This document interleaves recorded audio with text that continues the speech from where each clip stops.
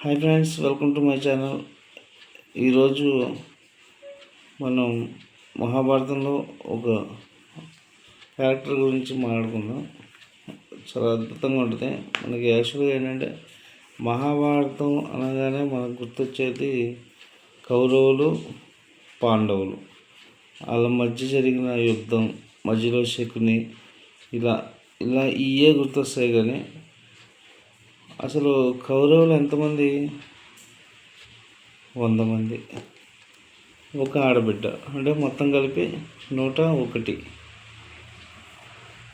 101 మంది పిల్లల్ని Gandhari Kannada.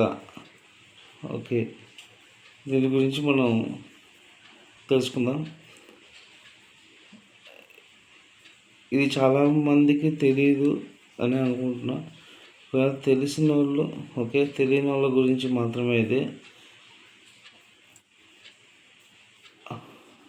Okay friends, నా వీడియో కనుక మీకు నచ్చినట్లయితే లైక్ చేయండి, షేర్ చేయండి, సబ్స్క్రైబ్ చేయండి.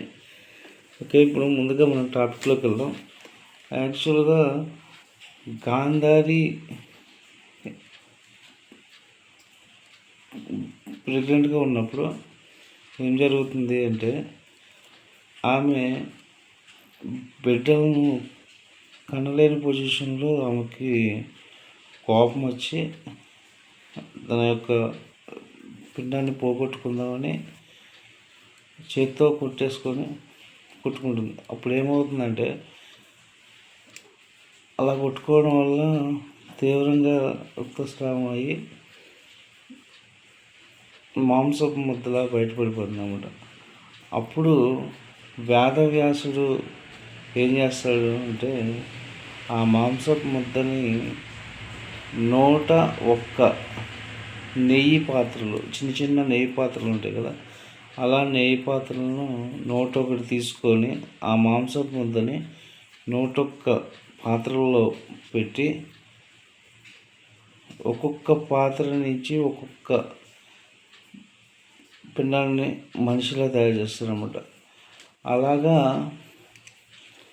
కౌరవులు 100 మంది, ఒక ఆడబిడ్డ, మొత్తం కలిపి 101 మందిని ఆ మాంసపు ముద్దతో చేస్తారన్నమాట వేదవ్యాసుడు. అలా కౌరవులు 101 మంది వచ్చారు. ఓకే ఫ్రెండ్స్,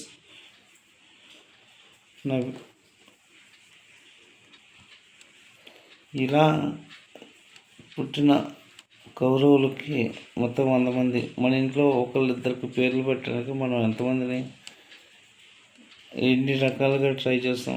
అలాగా కాకుండా ఆ 100 మందికి 100 పేర్లతో నామకరణం కూడా చేస్తారు. ఆ 100 పేర్లు ఏంటి అవన్నీ కూడా నేను నెక్స్ట్ వీడియోలో చెప్తాను.